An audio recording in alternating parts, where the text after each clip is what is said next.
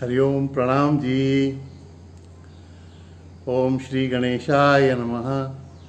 ओम श्री सरस्वत्यै नमः। ओम श्री गुरुभ्यो नमः। ओम समस्त जन कल्याणे निरतं करुणामयं नमामि चिन्मयं देवं सद्गुरुं ब्रह्म विद्वरं सद्गुरुं ब्रह्म विद्वरं।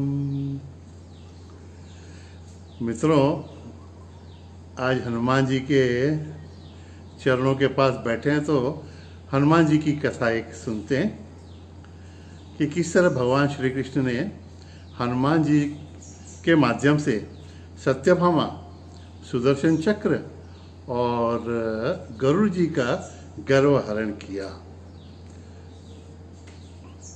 गीता प्रेस की हनुमान अंक इस किताब में यह प्रसंग आया है, वर्णित है। सत्यभामा जी को गर्व हो गया था कि भगवान श्री कृष्ण ने स्वर्ग से लाया हुआ जो पारिजात का वृक्ष था वो उनके आंगन में लगाया, रुक्मिणी जी के आंगन में नहीं लगाया।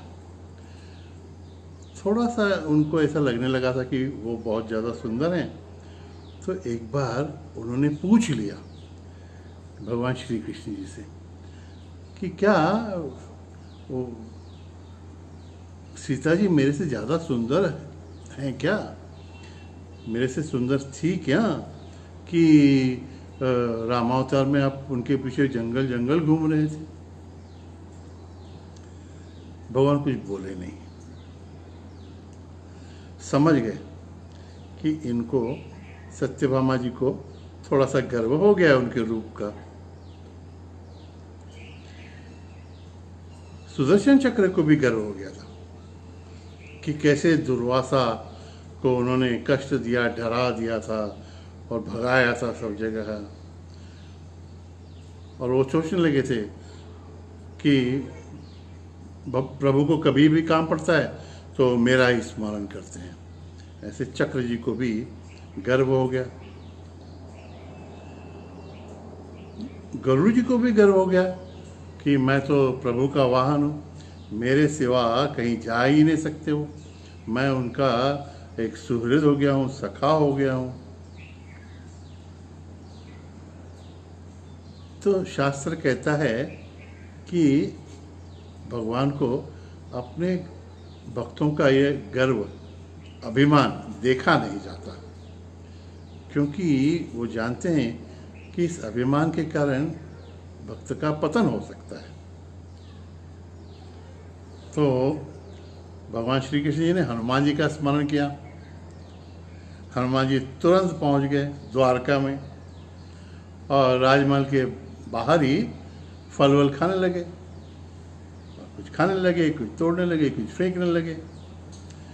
तो पहरेदारों ने सूचना दी कि भाई कोई बंदर है, वो तकलीफ दे रहा है, बाहर वाटिका को तहस नहस कर रहा है। बात पहुंची भगवान श्री कृष्ण जी के पास, तो उन्होंने कहा गरुड़ तुम जाके बंदर को पकड़ के लाओ। गरुड़ जी को थोड़ा तो गुस्सा आ गया, बोले ये बंदर को पकड़ने के लिए मुझे कह रहे हैं, मैं कहाँ कितना बड़ा। गए फिर तो हाथापाई करने लगे, उनको पकड़ने लगे। तो हनुमान जी ने उनको, गरुड़ जी को अपनी पूंछ में से लपेट के समुद्र में फेंक दिया, भीग गए एकदम। समझ गए कि ये कोई अलग चीज है। प्रभु को आके बताया कि वो मानता नहीं है, बड़ा बलवान है कोई। तो भगवान श्री कृष्ण जी कहा उनको कि अरे वो हनुमान जी हैं, वो ऐसे पकड़ में नहीं आएंगे, तो उनको कहना कि मैंने बुलाया है। तो गए फिर से, बोले भगवान श्री कृष्ण आपको बुला रहे हैं। तो हनुमान जी भी हमारे हनुमान जी ही हैं। बोले मैं नहीं किसी के पास जाता, मैं तो सिर्फ मेरे प्रभु रामचंद्र जी के पास जाऊंगा, उनसे मिलने को तैयार हूँ, बाकी मैं कहीं। सब भगवान की लीला ही थी। हताश होकर गुरु जी फिर से वापस आ गए। तो श्री कृष्ण जी को ध्यान में आया कि इनकी शक्ति का गर्व तो हट गया है, लेकिन अभी भी इनकी जो वायु की गति, वायु से भी तेज गति है, उस पर गरुड़ जी को गर्व है। तो बोले अभी ऐसा करना, तुम हनुमान जी अभी मलयगिरी पे गए हैं, तुम तुरंत वहाँ चले जाओ और उनसे कहो कि प्रभु रामचंद्र जी ने आपको बुलाया है। तो पहुँच गए वहाँ पे, गरुड़ जी भी हनुमान जी के पीछे, और कहा कि हनुमान जी आपको प्रभु रामचंद्र जी ने बुलाया है। तो बोले चलो ठीक है, अब भी आता हूँ, आप आगे हो जाओ, मैं आ रहा हूँ। हनुमान जी ने कह दिया कि आप आगे हो जाओ, और गरुड़ जी को भी लगा कि मैं तो पहले ही पहुँच जाऊँगा, इतने वेग है मेरा, आएंगे धीरे धीरे ये। तो गरुड़ जी भी उड़ गए। तो तब तक हनुमान जी निकल गए थे और पहुँच जाएंगे अभी थोड़ी देर में। तो भगवान श्री कृष्ण जी ने सत्यभामा को कहा कि देखो अभी हनुमान जी मुझसे मिलने आने वाले हैं, और वे मुझे प्रभु रामचंद्र जी के ही रूप में चाहते हैं, तो मैं रामचंद्र जी का रूप लेके बैठूंगा, तुम सीता माई का रूप लेके बैठ जाना। और चक्र को बुलाया, सुदर्शन चक्र को, कि देखो अभी कोई भी आएगा तो उसको द्वार पे ही रोक लेना, उसको अंदर आने नहीं देना, कुछ भी हो जाए।